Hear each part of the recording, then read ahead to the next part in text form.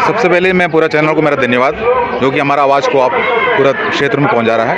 जो कि आपका आवाज़ से ही, आपसे चैनल से ही जो हमारा जागरूक हुआ है पूरा साउथ इंडिया पूरा जागरूक हो चुका है। केरल से हर रोज़ टीम इधर आ रहा है, वो 3-4 दिन हमारे साथ में रह के वो अपना ट्रेनिंग लेके वापस जा रहा है, वहाँ भी जागरूक कर रहा है। आने वाला टाइम पर जो 3 तारीख को जो हमने 3 अप्रैल के लिए जो हमने एक बड़ा कॉल की है, उसी के बारे में उन्होंने सब जानकारी लेके जा रहा है यहाँ से। और उसमें जो भी निवेदन देना है वो तो हमने सोशल मीडिया के जरिए पहले से छोड़ चुका है, पहले से बयाट हो चुका है। पूरे पूर्व सैनिक क्या है, हमारा मांग क्या है, पूरा सरकार के पास भेजने के लिए पहले से बयाट है। हमारे जो सेना का अधिकारी भी देख रहा है उस चीज़ को, हमने कोई चीज़ छुपाया नहीं है। हमने इस मंच से जो हमने हमारा कार्यकर्ता ने जो भी किया है हमने छुपाया नहीं है। सर, कुछ पूर्व सैनिक, कुछ पूर्व ऑफिसर भी आपके समर्थन में आ गए। उन्होंने आज बयान दिया है, जो बहुत ऑफिसर थे उन्होंने कहा जवानों के साथ गलत हुआ है। तो ऐसे ऑफिसर जो आपके समर्थन कर रहे हैं, आपकी बात के लिए कर रहे हैं, ज़्यादातर तो नहीं कर रहे लेकिन जो कर रहे हैं उनको क्या कहना चाहेंगे? उसको करना पड़ेगा, जो कि हमने नाजायज कोई भी मांग नहीं की है। हमारा साथ में भेदभाव का जो दूसरा प्लेटफॉर्म में हमें खड़ा किया है वो हमारा ही अधिकारी द्वारा ही हुआ है, जो कि सरकार देने के लिए बैठा है। लेकिन सरकार के पास हमारा मांग ही नहीं था, जवान जैसे को मांग नहीं था, इसलिए उन्होंने हमको नहीं दिया। लेकिन अब जो हमारा सेना का अधिकारी अगर उस पर बदलाव करना चाह रहा है तो बिल्कुल हमने उसको वेलकम कर रहा हूँ, स्वागत कर रहा हूँ। जो कि फिर भी हमने कोई नाजायज कोई मांग नहीं किया है उनको। अभी कम से कम अभी तो नींद से जो खुल के बाहर आया हुआ है। देखिए, लगातार ये बात हो रही है सर कि OROP 2 के अंदर सरकार ने जो वादे किए थे वो पूरे नहीं हुए। चाहे MSP की बात हो, चाहे डिसेबिलिटी पेंशन की बात हो, चाहे विधवा पेंशन की बात हो, सब तरफ जवानों के साथ अन्याय हुआ है। पहले तो नमस्कार। ये देखिए, जो हुआ है अन्याय हुआ है शुरू से लेकर के, ये अभी तक अन्याय ही हो रहा है। क्योंकि कोई भी जवान के लिए उनका जो कमियां पूरा करने के लिए OROP लाया गया, लेकिन फ़ायदा क्या, उसमें फ़ायदा किसने उठाया? ऑफिसर लोगों ने उठाया। कोई फ़ायदा जवान तक नहीं मिला है। अभी उसके बारे में इसका लास्ट में ये जो है इसी साल में जनवरी महीने में, मतलब 20 तारीख को जो है इसको निकाला गया है। हमने 1 महीना लेकर के, जो कि कहीं ऐसे जगह नहीं है कि इतना बड़ा एक रिपोर्ट को पढ़ करके 1 महीने के अंदर मतलब जो है हम इसको बड़े मुश्किल से 20 तारीख को फरवरी यहाँ पर इधर आया है, हमने अपना धरना शुरू किया है। हमारा मतलब यही है, इसका जो भी गलतियाँ हैं इनको ने जानबूझ के किया हो या ना जानबूझ के किया हो, उसको मतलब सुधारना है। और जिसका हक था, जो ऑफिसर लोगों को नहीं है, वो जवान को पहुँचने के लिए OROP बनाया गया। लेकिन जो 15 साल में या 17 साल में जो पेंशन होकर के आ रहा है उनके लिए OROP लाया गया है। लेकिन उसका फ़ायदा किसने उठाया? 60 साल तक मतलब जो है अपना जो है 60 साल तक सर्विस करके वो ब्रिगेडियर या फुल कर्नल बन करके जो या कर्नल बन करके जो उधर जाता है, उन्होंने फ़ायदा उठाया है। वो फ़ायदा वो उसका 4 में नहीं है, 5 में नहीं है, और उसमें 6 में 1 हिस्सा भी मतलब जवान को नहीं दिया गया।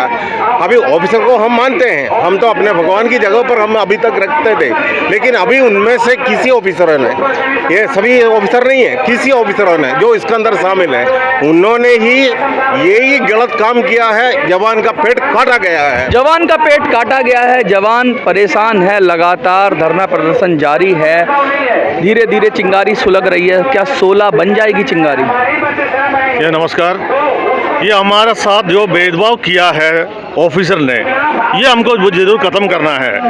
और आगे जाकर ये हमारा जो पूर्व सैनिक है, पूर्व सैनिक के साथ इतनी बुरी तरह से भेदभाव हो रहा है। हर मेडिकल फैसिलिटी में हो, ये ECHS का हो, और जवान की जो परिवार का जो बच्चे हैं उनको ऑफिसर बनने का हो, सारे के सारे इन लूट के अपने परिवार में ले गया है। इसलिए हमें मांग है, हमारी जो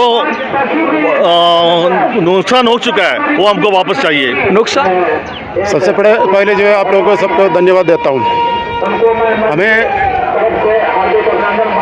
जो बोलना था साहब बाकी कुछ लोगों ने बोल चुका है। मुझे सिर्फ इतना ही बोलना है, एक ही बात, जो डिसेबिलिटी पेंशन जो है, एक ही इलाके में अगर मान लो जम्मू कश्मीर में ऑफिसर और जवान एक ही साथ एक ही जगह में सर्विस कर रहे हैं, मान लो दुश्मन के हंगामा में दोनों के एक ही बराबर घायल हो गया, अंगवैकल्य हो गया, डिसेबिलिटी हो गया, मान लो पाँव का और हाथ कट गया, पाँव कट गया, दोनों को नुकसान एक ही जैसे हो गया, दोनों का शरीर एक ही जैसे हो, दोनों का शरीर में खून ही है, खून का कलर भी लाल है, खून का कलर भी लाल है। हाँ, एक ही घायल हुआ, एक ही बराबर नुकसान हुआ, तो वहाँ पर जवानों को मिल जाता है डिसेबिलिटी पेंशन तौर पर सिर्फ 18,000 रुपया।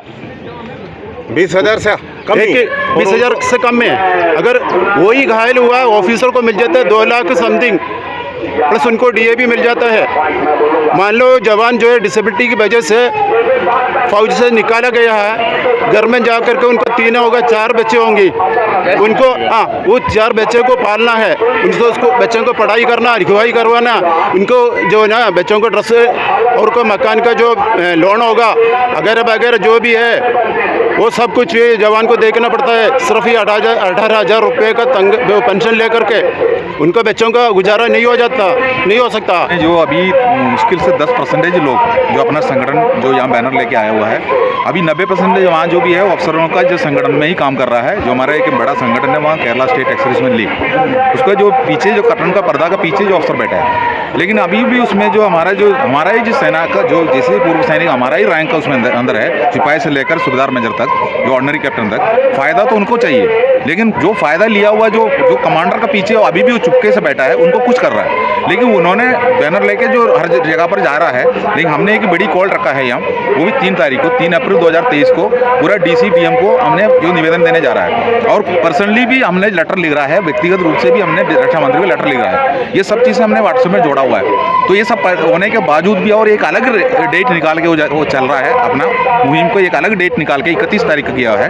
तो यही तो भेदभाव है, जो कि उनको ये नहीं पता चल रहा है। अगर वो इस दुनिया से जाने के बाद उनको फैमिली भी यहाँ रहना है, और उनको ये भी पता होना चाहिए उनका बच्चा ही तो सेना में अभी, मतलब उनके हक की लड़ाई आप लड़ रहे हैं और वही आपके खिलाफ जा रहे हैं। तो उनके लिए एक मैसेज है, हम लोग जब तक नहीं जागेंगे, अभी नहीं तो कभी नहीं, जो कि हम लोगों ने मंच और माइक को हम लोगों ने अफसरों से छीन के हमने इस मंच बनाया हुआ है, जिसको आसानी से नहीं मिलता है। हम लोग आज जो बिल्कुल आज 34 दिन हो गया, 34 डेज हो चुका है, हम लोगों ने बिल्कुल रास्ते में बैठा हुआ है, सड़क में बैठा हुआ है। अब यहाँ धूप भी है, यहाँ बारिश भी है, आप देख रहे हो, यहाँ आप लोग मीडिया तो रोज देख रहे हो, लेकिन बारिश में लगातार धरना चला, मीडिया तो रोज देख रहा है, लेकिन हमारा वहाँ जो पूर्व सैनिक जितना भी अब केरला में बैठा हुआ है, खासतौर पर मैं उसको बता रहा हूँ, जो उन लोगों ने ये नहीं देख रहा है, अफवाह उड़ा रहा है उधर बैठ के, किसी को कुछ करने के लिए व्हाट्सएप में कुछ लिखता है, कुछ फेसबुक में लिखता है, लेकिन उनके लिए एक मैसेज है, जागो।